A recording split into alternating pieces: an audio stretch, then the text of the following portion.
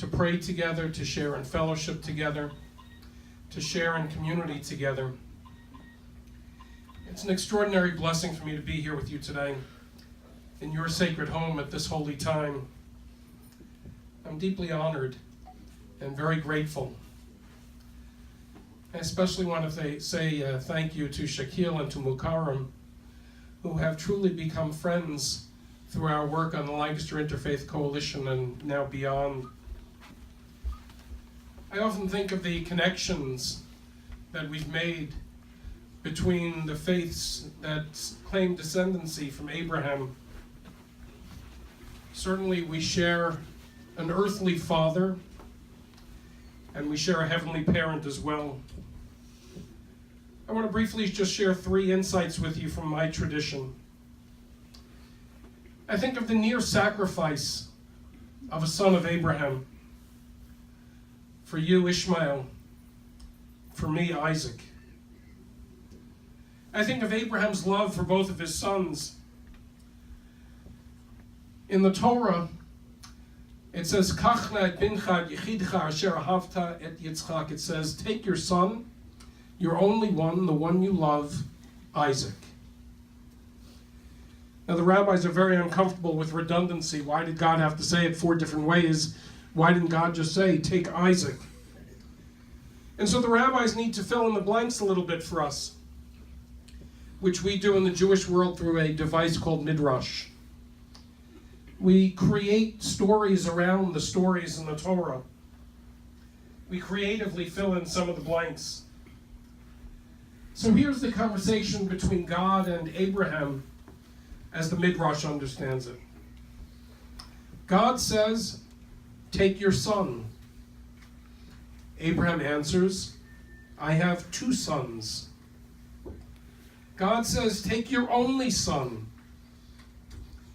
Abraham says, well, this is the only son of his mother, and this one is the only son of his mother. Take the one you love. We can imagine Abraham's response to that.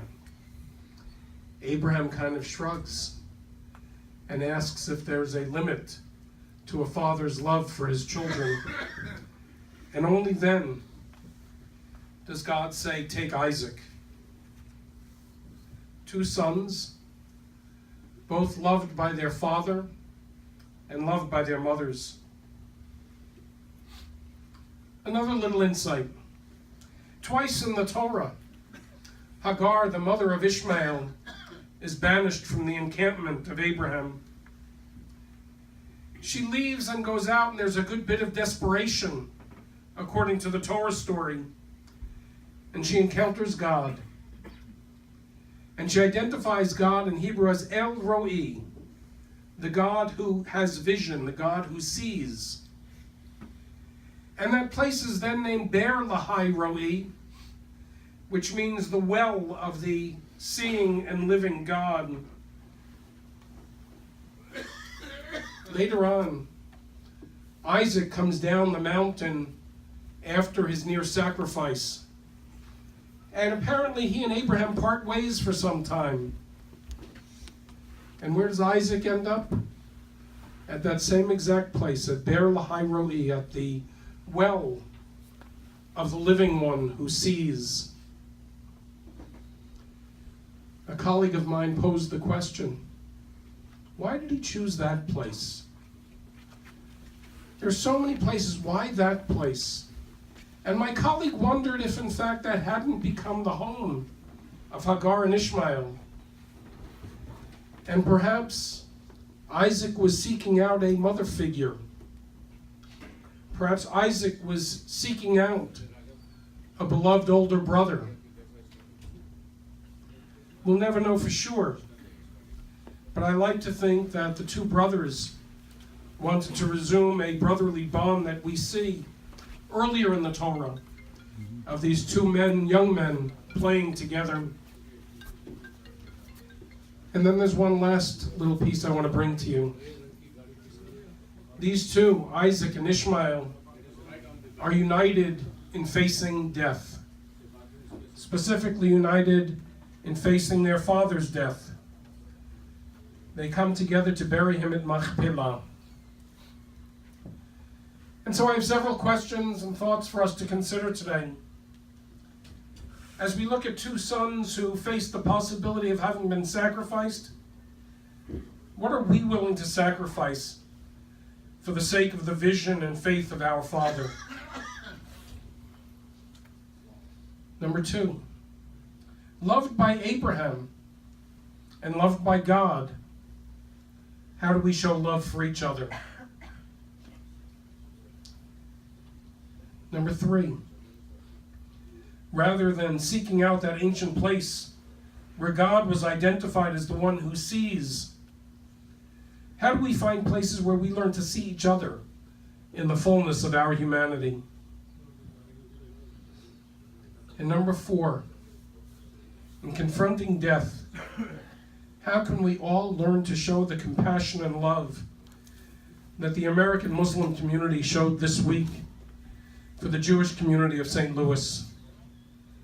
The Muslim community raised so much money to help repair and rededicate that cemetery that was vandalized earlier this week.